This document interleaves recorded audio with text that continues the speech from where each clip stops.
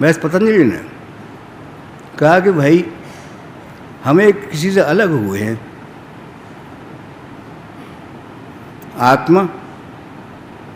आत्मा से मैं अलग हुआ हूँ, प्रकृति में आया हूँ, प्रकृति में समस्याएं हैं और मैं यहाँ कर वही समस्याओं घिरा हुआ हूँ। एक समय समाप्त दूसरी तैयार, एक समय खत्म हुई दूसरी तैयार। समुद्र की लहर चलती रहती हैं, जीवन भर चलती रहती हैं, समस्याएं। तो उन्होंने कहा किस तरह से हम इन समस्याओं से निवारण प्राप्त कर लें, किस तरह से मैं उस चीज़ को प्राप्त कर जाऊँ, जीवन का श्रेयस प्राप्त कर जाऊँ।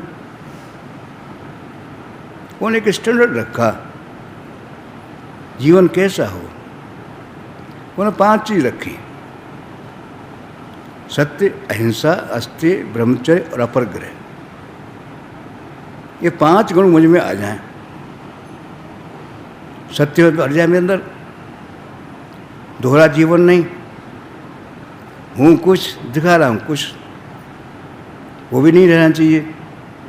मेरी भाषा जो कह रहा हूँ सत्य कह रहा हूँ, मेरा व्यवहार सत्य, मेरा आचरण सत्य, मेरे अंदर बाहर ट्रांसपेरेंसी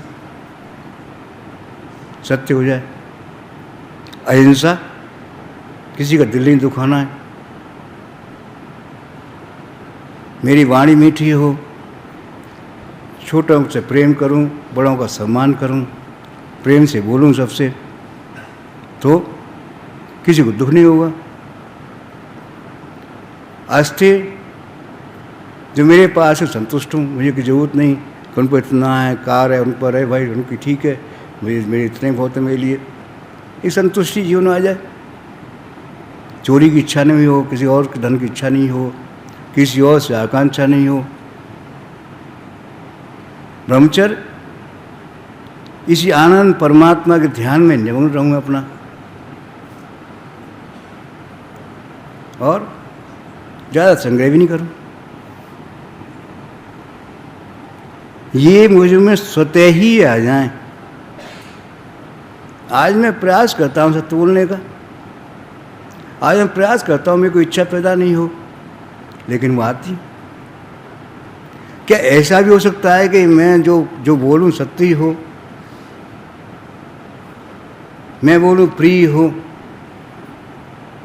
क्या ऐसा भी हो सकता है मैं 5 गुण स्वतः ही भर जाएं, कोई प्रयास नहीं करना पड़े? कितना सुंदर जीवन होगा, जिसकी जीवन सत्य भी हो, अहिंसा भी हो, अस्तेय भी, ब्रह्मचर्य भी, सब 5 गुण से भर जाएं, कितना सुंदर होगा। उन्होंने कहा इसमें प्रयास करना होगा। उन्होंने 8 अंक खंड किए। इस तरह से स्टेशंस हैं, चलते चलेंगे तो अंत में वो अवस्था आ जाएगी जहाँ स्वतः ही मुझे भर जाएगी कि बोलूँगा सत्य होगा, व्यवहार करूँ सत्य होगा, दिखावा कहीं नहीं होगा, किसी याचना नहीं होगी, संतुष्टि होगी, जीवन में सारी चीज़ भर जाएंगी। हर समय उसके ध्यान में मग्न रहूँगा। मुझे याद है मेरा परमात्मा है, देने वाला वो है, किसी से आशा नहीं, किसी आकांक्षा नहीं, किसी मांगना नहीं, ये सारी चीज़ मुझे स्वतः ही भर जाएंगी। उनका ये 8 स्टेप्स हैं, इन पर चढ़ते जाओगे तो अंत में वो अवस्था प्राप्त हो जाएगी जहाँ तुम में सहजता ही 4-5 गुण भर जाएंगे। कोई प्रयास नहीं करना होगा। हम देखते हैं, ऐसी बात नहीं है कि मैं कोई वैसी बात कह रहा हूँ, आपने भी देखा होगा, पढ़ा भी होगा आपने संतों के बारे में। कितना कड़वा व्यवहार हम संतों से कर देते हैं, लेकिन वहाँ से कड़वापन नहीं लौटता, मिठास ही लौटती है। कड़वी बात भी कह दे उनसे, लेकिन वहाँ से मीठी वाणी निकलती है। कारण उन्हें भर गया वो सत्य। कितना ही कमी है, लेकिन किसी से आशा नहीं, किसी से आकांक्षा नहीं, किसी याद, किसी कहना नहीं, सारे गुण स्वतः ही भर गए। कारण उन्होंने 8 स्टेप पार कर लिए और वहाँ जाकर चीज स्वतः ही भर गई। यम, नियम, आसन, प्राणायाम, प्रत्याहार, धारणा, ध्यान और समाधि, इसमें है क्या? 5 जो तत्व स्टेप्स हैं वो प्रकृति के हैं। करना क्या है? हमें प्रकृति से निरपेक्ष होना है। जब तो प्रकृति में रहूँगा समस्याएं रहेंगी, अशांति रहेगी, क्लेश रहेंगे।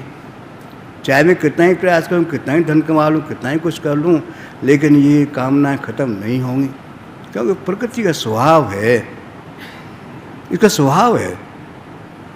इसलिए मैं से निरपेक्ष हो जाऊँ तब ये प्रकृति आप अलग चले जाऊँगा, आत्मा में बैठ जाऊँगा। आत्मा में कोई इच्छा नहीं। जो आत्मा में पहुँच गया उसका आत्मा संबंध हो गया। शरीर वही रहा, मन वही रहा, उसका नाम वही रहा, सब कुछ वही रहा, लेकिन अंदर बदल गया। वो तो अंदर था वो सब बदल गया। स्वतः ही सारी चीज भर गई उसमें। अतः हम इन अवस्था में प्राप्त कर जाएंगे, प्रकृति निरपेक्ष हो जाएंगे, आत्मा में बैठ जाएंगे, तो सारे गुण स्वतः ही हमें भर जाएंगे, क्योंकि आत्मा में गुण हैं और प्रकृति में विकार हैं। प्रकृति में सारे विकार भरे हैं, आत्मा में सारे गुण हैं, और मैं आत्मा और प्रकृति का संयोग हूँ। ये दिखाई दे रहा है सारा प्रकृति है। देखिए सुनिए गुणी मन माही, मोह मूल परमार्थ नाही। जितना भी देख रहे हैं, सोच रहे हैं, विचार कर रहे हैं, गहरे से गहरा विचार कर रहे हैं, वो कहते हैं सारा प्रकृति में ही है। इसे पहले चले जाएंगे, वहाँ शांति है, शांति, संतुष्टि है, समाधान है। इसलिए हमारा रास्ता ये है कि हम प्रकृति से निरपेक्ष होकर के आत्मा सापेक्ष हो जाएं। और जो इन 8 खंड लिखे हैं उनका भी कारण यही है। यम नियम आसन, ऐसे बैठेंगे सही शांत हो, क्योंकि उन्होंने कहा भाई सही जो तो शांत नहीं होगा, मन शांत नहीं होगा। मन में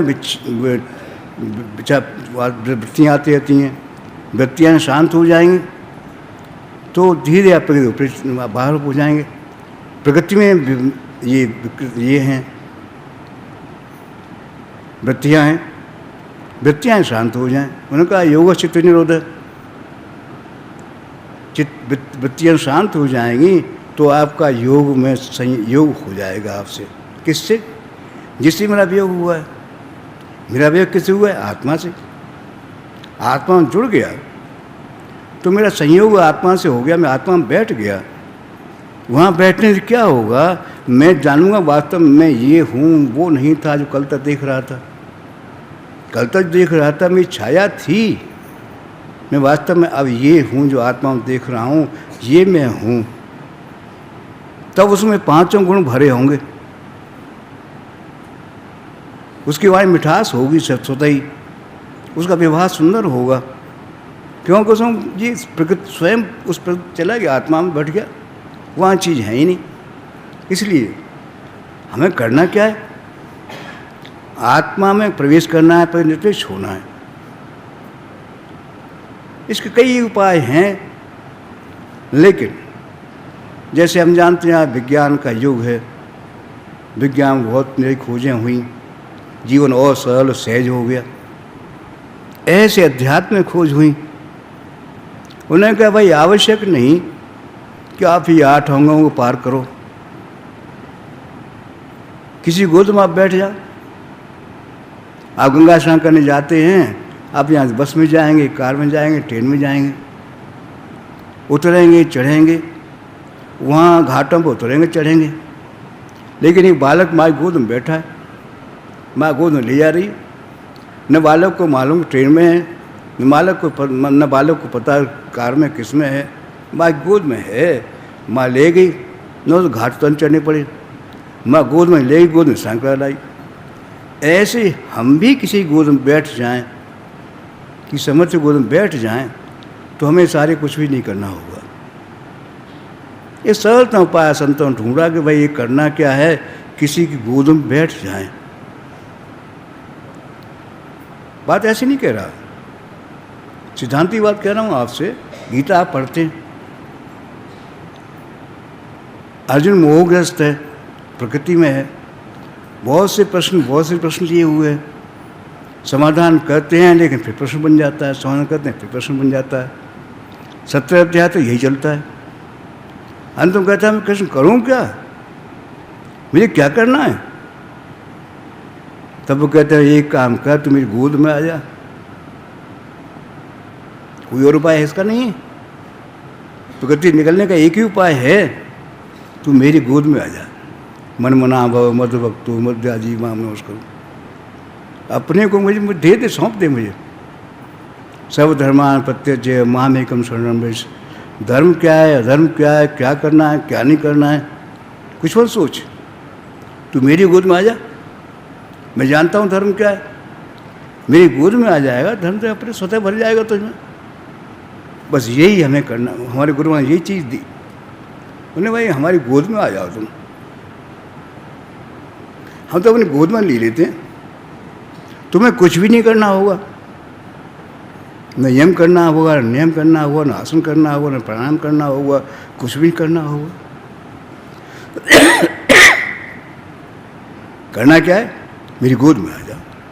आप जानते हैं, आप नाव में बैठते हैं, एक पैर नदी में रखें, एक नाव में रखें, तो आप नदी पार नहीं कर सकेंगे। आप पूर्णतः बैठना होगा। ऐसे ही समर्पण परसेंटेज में नहीं होता कि मैंने 75% समर्पण कर दिया है, 80% कर दिया है। उस परसेंटेज में नहीं होता समर्पण, 100% होता है। आपको बैठना होगा, ट्रेन में बैठना होगा, हवाई जहाज में बैठना होगा, तब वो ले जाएगा ऊपर आपको। आप बैठे ही नहीं तो नहीं ले जाएगा। ऐसे ही गुरु महाराज ने कहा भाई तुम मुझे अपने भरोगे। ये सुंदर साधना दी कि ये साधना तो इसलिए दे रहा हूँ कि इससे तुम मेरी गोद में आ जाओगे, और फिर तुम्हारा काम कुछ भी नहीं रहेगा। सरल तो उपाय दिया कि भाई देखो, छोटा बच्चा होता है वो मैं गोद में नहीं जा सकता, माँ हाथ फैला हुए तभी वो नहीं जा सकता, छोटा जानता नहीं, माँ ही उसे उठा देती है। ऐसे ही भाई मैं भी जानता हूँ तुम मेरी गोद में आ नहीं सकते हो। इसका उपाय सरल उपाय बतलाता हूँ कि मेरे सामने बैठ जाओ और एक विचार करना हो कि मेरे परमात्मा से, गुरु से प्रकाश निकल रहा है, हम में भर रहा है। प्रकाश नहीं है वो, पर प्रकाश के माध्यम से गुरु शक्ति भर रही है मुझ में, गुरु भर रहा है। ये एक प्रक्रिया उन्होंने दी कि इस तरह से तुम में गुरु भरता जाएगा, तुम्हारे मन में, तुम्हारी बुद्धि में, तुम्हारे अहम में।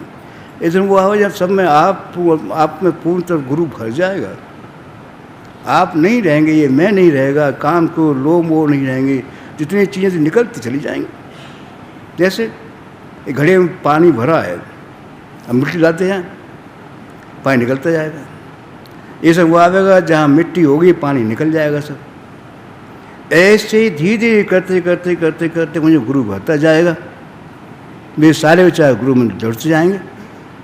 हर समय गुरु का ख्याल रहेगा, उसी का चिंतन रहेगा, उसी की प्रार्थना रहेगी। स्वप्न में भी डरता हूँ तब भी मेरे गुरु हैं, हर बात में मेरे गुरु हैं, मुझे किसी को जानता भी नहीं। तब मैं गुरुमय हो गया। बात मेरी नहीं, जो कह रहा हूँ मेरे गुरु महाराज बात है। मैं गुरुमुख हो गया, मैं जुड़ गया उनसे। तब ना गीता पढ़नी पड़ेगी, न पुराण पढ़ने पड़ेंगे, न उपनिषद पढ़ने पड़ेंगे। आप जो भी बोलेंगे वेद होगा, आज जो भी बोलें पूर्ण सत्य होगा। तू कहता कागज की लेखी, मैं कहता आंखों की देखी। संत ने कहा कि तू तो कहता है कागज में पढ़ा लिखा पढ़ कर कहता है, मैं कहता देखो ही, मैं देख रहा हूँ, मैं देख रहा हूँ, वो कह रहा हूँ। सत्य क्या होगा? जो मैं देख रहा हूँ। किताब पर असत्य नहीं होगा। इसलिए आप देखेंगे कि वास्तव में प्रकृति क्या है, मैं क्या हूँ, मुझे क्या प्राप्त हुआ। अपने मन को खूब टटोलेंगे तब भी न वो काम होगा, न क्रोध होगा, न लोभ होगा, न मोह होगा। सारी चीजें विलुप्त हो जाएंगी, मन तो शांत हो जाएगा। तो करते करते गुरु भर जाएगा। अवस्था बदल जाएगी आपकी। और बिना किसी प्रयास के मैं आत्मा में बैठ जाऊंगा, प्रकृति निरपेक्ष हो जाऊंगा, प्रकृति नीचे रह जाएगी, मैं आत्मा में बैठ जाऊंगा, गुरु गोद में बैठा हूँगा, जहाँ कोई पानी नहीं, कुछ चिंता नहीं रहेगी। माँ गोद में बैठ गया बालक, अब कुछ चिंता नहीं। रो रहा था माँ, बालक परेशान था, माँ आई, तब तक लगाती गई, शांत होता गया, गोद में उठा लिया और वो बालक सो गया आराम से। ऐसे ही आप भी सारे संसार दुख भूल जाएंगे, अशांति के भूल जाएंगे, चिंताएं सारी पीछे रह जाएंगी, आप जीवन निश्चिंत हो जाएगा, कोई चिंता नहीं रहेगी। वो चीज़ हमारे गुरु महाराज ने दी। यदि आप गुरु में होते जाएंगे, गुरु भरते जाएंगे, तो एक दिन वो आवेगा जहाँ आप इन सब से ऊपर हो जाएंगे। सारी साधनाएं जितनी भी हैं बहुत नीचे रह जाती हैं। आप जाप करते हैं, आप और साधनाएं करते हैं, ये साधना सबसे ऊपर है कि हमें गुरु गोद मिल गई, हमें कोई प्रयास नहीं करना पड़ा, बिना किसी प्रयास के हम चीज़ प्राप्त होगी। आप जानते हैं, आप पानी पानी कहते रहें, प्यास नहीं मिटती, कितनी जाप कहते रहें, शांति नहीं मिलेगी। शांति कब मिलेगी? जब वो चीज़ मेरे अंदर भर जाएगी। परमात्मा भर जाएगा मेरे अंदर तो फिर नाम की जरूरत नहीं पड़ेगी। नाम तभी तक है जब उनसे बाहर है। जब मुझे भर गया तो किसका नाम लूँ, किससे कहूँ, तो मुझ में है ही, अवस्था प्राप्त हो जाएगी। वो चीज़ हमारे गुरु महाराज ने दी, बिना किसी प्रयास के, न घर छोड़ना पड़ेगा, न व्यापार छोड़ना पड़ेगा, न नौकरी छोड़नी पड़ेगी, आपको ये अवस्था प्राप्त हो जाएगी। वही साधना हमने आपको यहाँ दी है और इतनी सरलतम कि करना कुछ भी नहीं है, केवल अपने गुरु को याद करते रहें, गुरु भरता जाएगा। एक दिन वो आवेगा जहाँ आप बिल्कुल अलग बैठे होंगे, संसार में बैठे होंगे, लेकिन इसे निरपेक्ष होंगे। न मृत्यु का डर होगा, न कोई और चिंता होगी, न कहीं कुछ और होगा, पूर्णतः निश्चिंता बैठे होंगे। जो होगा मेरे गुरु हैं, मैं क्यों डरूं, मृत्यु आगे मेरे गुरु जाने क्या होगा। तो सारी बातें मैं उस गुरु जाने, तब मेरी चिंताएँ सारी से गुरु की हो जाएंगी और मैं निश्चिंत हो जाऊंगा। वो चीज़ हमारे गुरु महाराज ने दी कि भाई इस तरह से बैठते बैठते आप चीज़ भरती जाएगी। न घर छोड़ना है, न हिमालय पर जाना है, न कुछ और करना है। इसी घर में, इसी में रहते आप देखेंगे आप सारी संकट से मुक्त हो जाएंगे। न कहीं टेंशन होगा, न कहीं अवसाद होगा, न कहीं चिंता होगी।